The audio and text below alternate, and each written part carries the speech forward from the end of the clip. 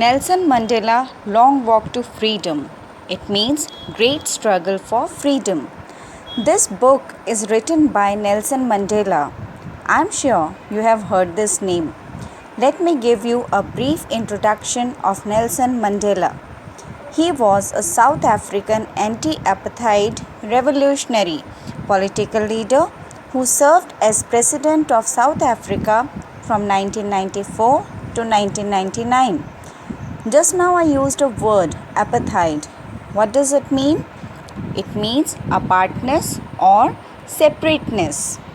It was a system of racial segregation that governed South Africa for nearly 50 years.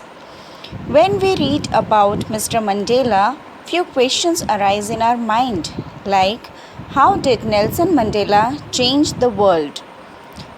While he was only one man, he shaped a better world through his own initiative. He was a symbol of the power that one individual has to make a difference. Second question that arises in our mind is, what did he do to end the apartheid? So, he was released from jail in 1990 by President de Klerk.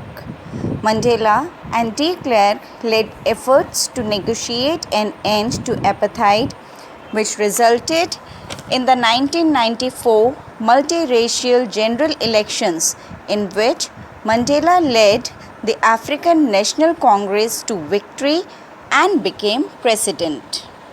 Now, the chapter which we are going to study right now, that is Nelson Mandela Long Walk to Freedom, is an extract from his book Long Walk to Freedom. So, let's get started.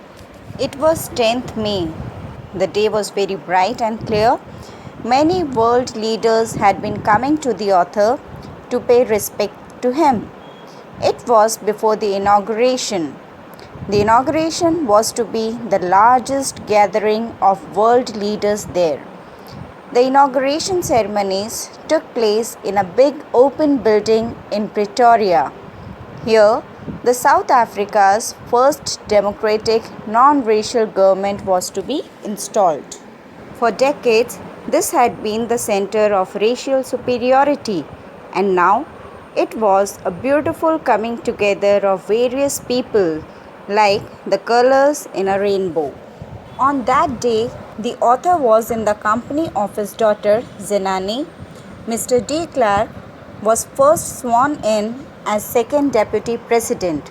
Then Thabo Mbeki was sworn in as first deputy president. It was the author's turn then. He was sworn in as the president. He pledged to obey and uphold the constitution. He also pledged to devote himself to the well-being of the people.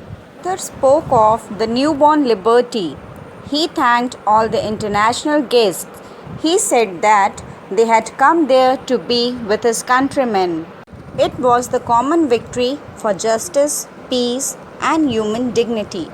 He pledged to liberate his people from poverty, suffering, and discrimination.